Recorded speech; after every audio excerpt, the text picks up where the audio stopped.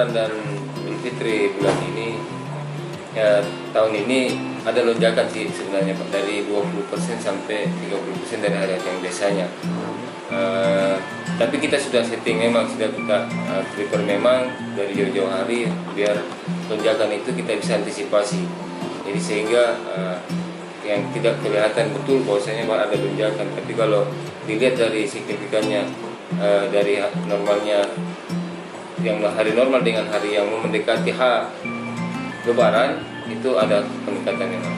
Ya, kalau di hari Idul Fitri khususnya di tanggal 12, 13, 14 itu harusnya hari libur, tapi khususnya di operasional dan JNE sendiri sudah atur tidak ada yang libur, tetap melakukan pengantaran, tetap ada pengantaran Pak di hari itu juga. Ya, alhamdulillah pengiriman mendekati Lebaran dan sebelum ada juga sudah ada kelihatan bahwasanya ada peningkatan barang.